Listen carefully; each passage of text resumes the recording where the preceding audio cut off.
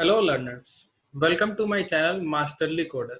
This video is second part of quick recap of what we have done in Python strings. Agenda of this video is print statement in Python, what is escape character in Python, how to use escape character in Python, what is raw string in Python and how to use it. So let's get started. हम देखते हैं अब ये print function actually में है क्या क्या क्या इसकी प्रॉपर्टीज है, क्या क्या इसके पास पैरामीटर्स हैं।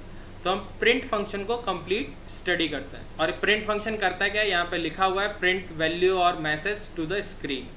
सबसे पहले प्रिंट फंक्शन का सिंटैक्स क्या होता है, आप प्रिंट लिखिए, पैरेंथेसिस लगाइए, क्योंकि प्रिंट एक फंक्शन है तो आपको पैरेंथेसिस लगाना पड़ेगा पाइथन के अंदर। फिर इसके अंदर आप वैल्यू पास करिए। अभी तक हम सिंगल वैल्यू पास कर रहे थे, हम मल्टीपल वैल्यूज पास कर सकते हैं। जितनी वैल्यू मुझे आउटपुट में चाहिए मैं वो सारी वैल्यू प्रिंट के अंदर लिख दूंगा, कॉमा से सेपरेट करके। तो ये वैल्यू 1 कॉमा वैल्यू 2 कॉमा आपकी और भी वैल्यूज हैं तो आप उन्हें लिख दीजिए। यहाँ पे दो पैरामीटर आपको दिख रहा है, इनको हम कहते हैं कीवर्ड पैरामीटर। ओके, तो ये आपके सेपरेशन और एंड पैरामीटर जो है ये दोनों ही ऑप्शनल पैरामीटर है। सेपरेशन पैरामीटर बताता है आपकी ये जो मल्टीपल वैल्यूज हैं ये एक दूसरे से आउटपुट में सेपरेट कैसे होंगी। बाय डिफॉल्ट वो स्पेस से सेपरेट होती हैं, आप कुछ और भी यूज कर सकते हैं, अभी हम आगे चेंज करेंगे। और एक एंड पैरामीटर है, ये एंड पैरामीटर बताता है जब आपका प्रिंट स्टेटमेंट कंप्लीट हो जाएगा तो आपका कर्सर कहाँ पे प्लेस हो।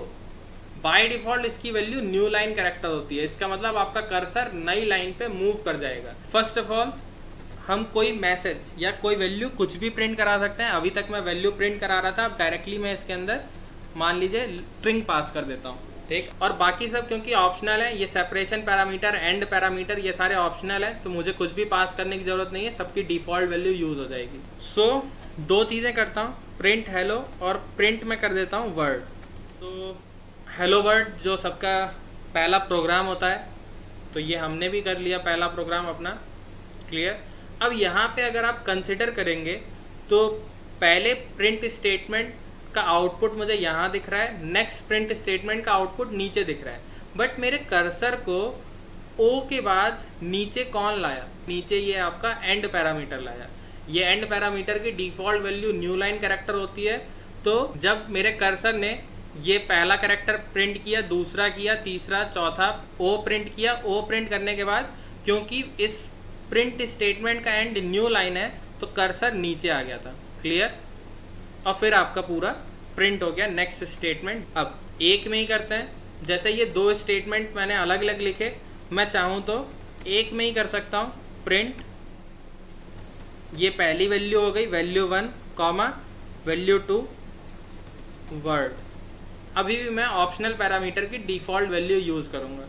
डिफॉल्ट वैल्यू क्या थी, अब मेरे पास इस प्रिंट स्टेटमेंट के अंदर दो वैल्यू है, एक हेलो है एक वर्ड है। जब ये आउटपुट में आएंगे तो एक दूसरे से सेपरेट कैसे होंगे, लेट्स सी।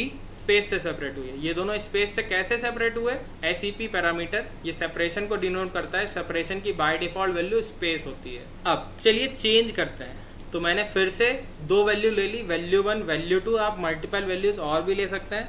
मैं क्या करता हूँ, इस एसईपी पैरामीटर को चेंज कर देता हूँ, हाइफन रख देता हूँ। Let's run our code again. अब क्या दिख रहा है आपको, हेलो और वर्ड के बीच में हाइफन से सेपरेट हो रहा है। बाय डिफॉल्ट किससे हो रहे थे, स्पेस से हो रहे थे, अब ये दोनों हाइफन से हो रहे हैं, क्लियर।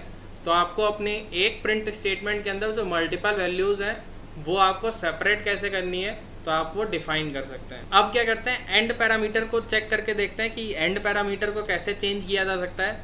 लेट्स सपोज फिर से हेलो कॉमा वर्ड, मैं क्या करता हूँ एंड पैरामीटर चेंज करता हूँ और ये एंड पैरामीटर की वैल्यू मैं यहाँ पे रख देता हूँ फुल स्टॉप और एक स्पेस, क्लियर। एक और प्रिंट स्टेटमेंट नीचे कुछ लिख लेते हैं सो दैट हमें कंप्लीटली चीज़ें समझ में आए। मान लीजिए मैंने मास्टरली कोडर एक दूसरी स्ट्रिंग ले ली, रन करते हैं और इस आउटपुट को हम ध्यान से अगर आप देखेंगे तो सबसे पहले प्रिंट स्टेटमेंट था हेलो, ठीक है। तो आपकी पहली वैल्यू ये आई, प्रिंट हुई, ये दूसरी वैल्यू प्रिंट हुई और इन दोनों के बीच में सेपरेशन कैसा है, स्पेस है। इस बार मेरी स्ट्रिंग जब एंड हुई है, ये मेरा प्रिंट स्टेटमेंट एक्चुअली जब एंड हुआ है, तो ये मेरा प्रिंट स्टेटमेंट कैसे एंड हुआ है, मैंने क्या पास किया था, मैंने पास किया था फुल स्टॉप और एक स्पेस। तो यहाँ पे फुल स्टॉप आपको दिख रहा है और एक स्पेस आ गया। मेरा कर्सर कहाँ पे है, मेरा कर्सर यहाँ पे ब्लिंक कर रहा होगा, और जैसे ही उसे नेक्स्ट प्रिंट स्टेटमेंट मिला तो कर्सर की करंट पोजीशन क्या थी, जब ये वाला प्रिंट स्टेटमेंट स्टार्ट हुआ तो कर्सर की करंट पोजीशन थी आपकी यहाँ पे, तो एंड जहाँ पे उसकी लास्ट पोजीशन थी वहाँ से उसने मास्टरली कोडर प्रिंट कर दिया। क्लियर? तो ये एंड पैरामीटर डिफाइन करता है आपका एक प्रिंट स्टेटमेंट एंड कैसे होगा। सो हम आगे बढ़ते हैं। अब बात करते हैं ये स्लैश एन क्या था। ये स्लैश एन एक न्यू लाइन कैरेक्टर, अब हम इसके ऊपर फर्दर डिस्कशन करते हैं। तो बेसिकली स्लैश एक पाइथन के अंदर स्केप सीक्वेंस या फिर स्केप कैरेक्टर है। क्लियर? पाइथन के अंदर बैकस्लैश क्या है, बैकस्लैश एक स्पेशल कैरेक्टर है जिसको हम स्केप कैरेक्टर कहते हैं। ये स्केप कैरेक्टर बेसिकली दो तरीके का काम करता है। पहला काम क्या है, ये लाइन कॉन्टिन्यूएशन कैरेक्टर की तरह वर्क करता है। What is meant by line continuation character? मान लीजिए आपका कोई स्टेटमेंट है जो मल्टीपल लाइन में आपने लिखा हुआ है। पाइथन के अंदर सेमी कोलन ऑप्शनल है, ठीक है। मैंने जैसे ए इक्वल टू पाइथन मान लीजिए मैंने लिखा। अब इसके बाद ये एक स्टेटमेंट कंप्लीट हो गया। इस स्टेटमेंट को कंप्लीट के बाद ये सेमी कोलन लगाना ऑप्शनल है। कब रिक्वायरमेंट होगी लगाने की मैं अभी बता देता हूँ। ये सेमी कोलन बताता क्या है, पहले तो आपको ये पता होना चाहिए। अदर प्रोग्रामिंग लैंग्वेजेस में या फिर पाइथन में भी ये सेमी कोलन आपको बताता है एंड ऑफ इंस्ट्रक्शन, आपका इंस्ट्रक्शन कब कंप्लीट हुआ, ये चीज़। क्लियर? पाइथन के अंदर जैसे हम यूज़ नहीं करते, मैं आपको 2-3 केस बता देता हूँ। तो मेरा पाइथन का जैसे ही मैंने सेमी कोलन यूज़ किया, इससे पहले जो भी मैंने बोला था वो कंप्लीट हो गया। मेरा इंटरप्रेटर उसको समझ जाएगा कि इससे पहले जो भी लिखा हुआ है वो एक इंस्ट्रक्शन है। क्लियर? जैसे हम लोग नॉर्मल लैंग्वेज में भी फुल स्टॉप लगाते हैं तो हमें पता चल जाता है कि हमारा एक सेंटेंस कंप्लीट हो चुका है, ठीक है। In the same way semi colon होता है। अब पाइथन के अंदर सेमी कोलन आप नहीं भी यूज़ करेंगे, जैसे बी इक्वल टू मैं मशीन, मैंने यहाँ पे सेमी कोलन नहीं लगाया, तब भी मेरा इंटरप्रेटर समझ जाएगा कि आपका ये एक इंस्ट्रक्शन है। कैसे समझ जाएगा? क्योंकि आपका इंटरप्रेटर पाइथन के अंदर इंटेलिजेंट है। तो आप जब भी अपने नोटबुक का न्यू लाइन यूज़ करेंगे, जैसे मैंने यहाँ पे सी इक्वल टू कैट लिख दिया, ओके। सो जब भी मैं अपने एडिटर का न्यू लाइन यूज़ करूँगा, मेरा प्रीवियस स्टेटमेंट कंप्लीट हो जाएगा। पाइथन समझ जाता है कि आपका प्रीवियस स्टेटमेंट कंप्लीट हो चुका है, तो हमें सेमी कोलन लगाने की ज़रूरत नहीं। अब कब सेमी कोलन लगाने की ज़रूरत है हम इसको भी पढ़ लेते हैं। मान लीजिए आपने डी, एक वेरिएबल मैंने डी बनाया, उसके अंदर मैंने मान लीजिए डॉग स्टोर कर दिया, ओके। अब अगर मुझे इसी लाइन में अपना दूसरा इंस्ट्रक्शन भी लिखना है, सेम लाइन में मुझे दूसरा इंस्ट्रक्शन लिखना है, मान लीजिए मैं प्रिंट लिख देता हूँ। पहले मैं नहीं लिखता हूँ, दिखाता हूँ क्या प्रॉब्लम आती है, फिर हम लिखेंगे। मान लीजिए मैंने प्रिंट डी कर दिया, ओके। रन करते हैं तो मेरे पास एरर आ गई, इनवैलिड सिंटैक्स। तो पाइथन के रूल को वायलेट क्या किया आपने, एक ही लाइन में आपने असाइनमेंट भी कर दिया और एक ही लाइन में आपने प्रिंट भी यूज़ कर लिया। अब अगर मुझे पता है ये दो इंस्ट्रक्शन है, पहले मैं चाहता हूँ डॉग जो है वो डी के अंदर स्टोर हो जाए, फिर प्रिंट हो जाए डी। तो मैं क्या कर सकता हूँ, अपने दोनों स्टेटमेंट को सेमी कोलन से मैंने सेपरेट कर दिया। सेपरेट बेसिकली इसलिए किया जिससे आपके इंटरप्रेटर को पता चल जाए कि ये एक स्टेटमेंट है और एक ये दूसरा स्टेटमेंट है। अब मैं रन करूँगा, देखिए सही हो गया। क्लियर? तो ये एंड ऑफ इंस्ट्रक्शन मैंने बताया, ये पहला वाला इंस्ट्रक्शन कहाँ कंप्लीट हो गया। सो ये था आपका सेमी कोलन की बात। अब हम आते हैं वापस से स्केप सीक्वेंस पे। तो स्केप सीक्वेंस का पहला यूज़ क्या है, लाइन कॉन्टिन्यूएशन कैरेक्टर की तरह वर्क करता है। जो भी चीज़ मैंने बताई वो क्यों बताई अब आपको समझ में आ जाएगा। मान लीजिए आपकी यहाँ पे एक वेरिएबल है मार्क्स, ओके। मैं 5 सब्जेक्ट के मार्क्स स्टोर करना चाहता हूँ, और कैसे स्टोर करना चाहता हूँ मैं उन सब का ऐड कर दूंगा। तो 79 पहला नंबर था, प्लस दूसरा नंबर जो आपके सब्जेक्ट में आया वो 78 था, फिर प्लस तीसरा नंबर जो आया वो 97 मान लीजिए, चौथे सब्जेक्ट में जो नंबर आया वो आपका 67, प्लस जो आपके लास्ट सब्जेक्ट 5th सब्जेक्ट में मार्क्स आए वो है 78।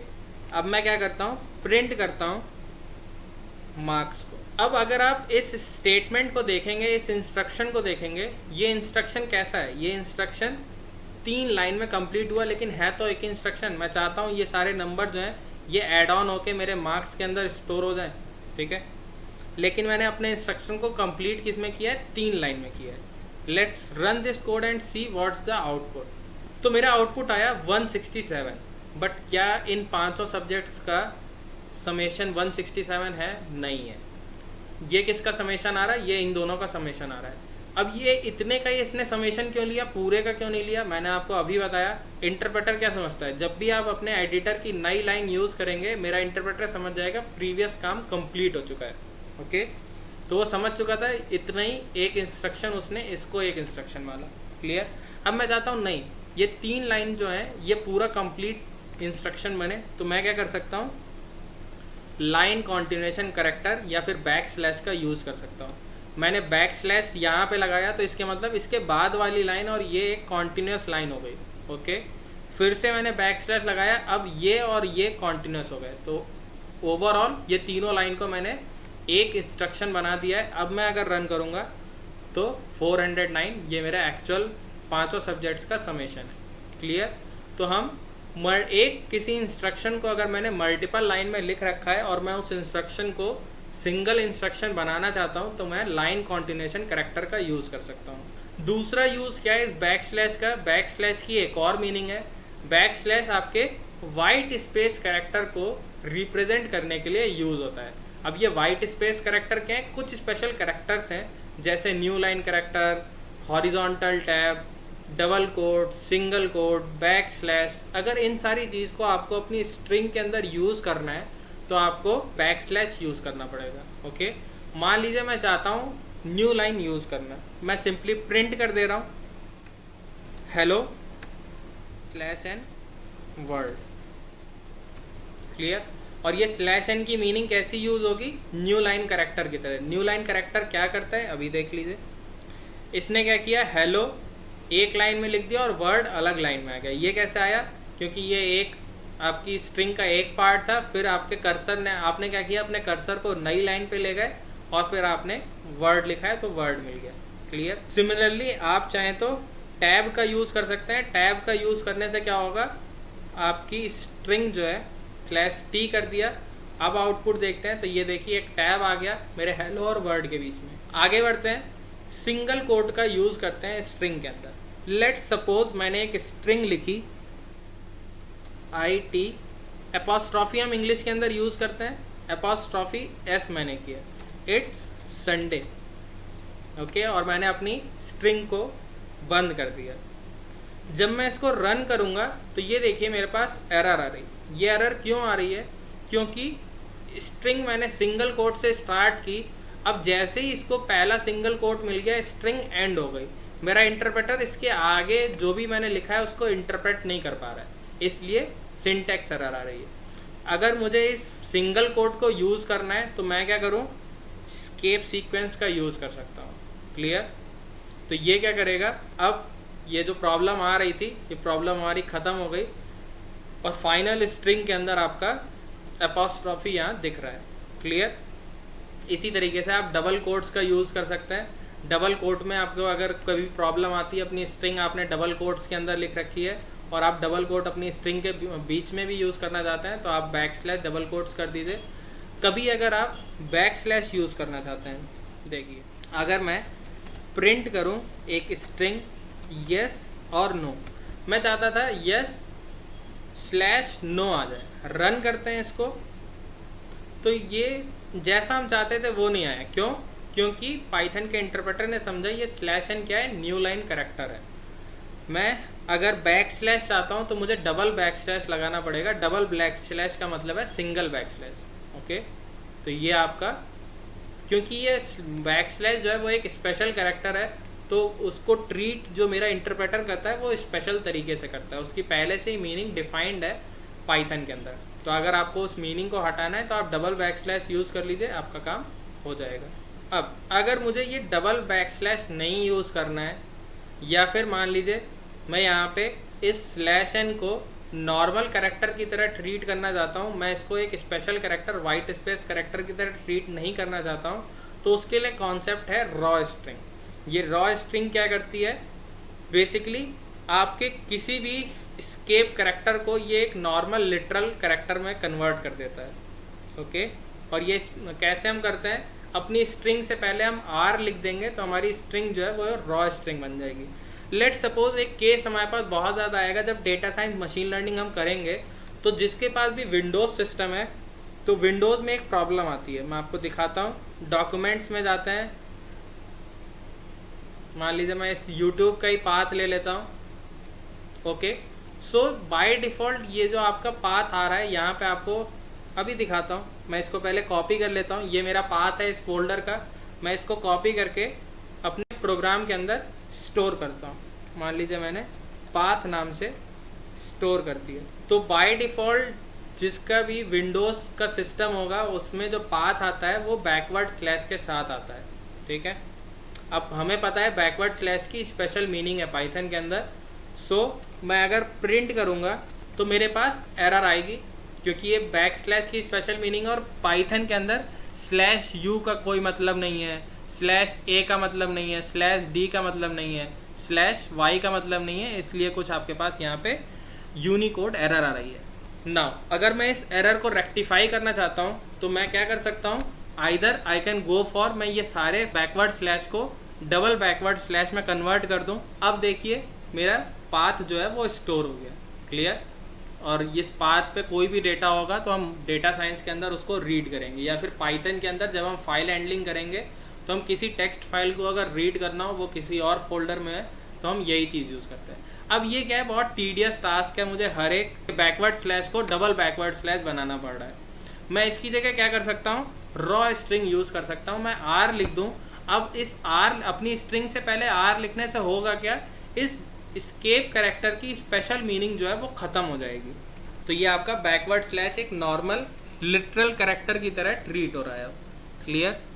सो हम रॉ स्ट्रिंग का कॉन्सेप्ट ये था।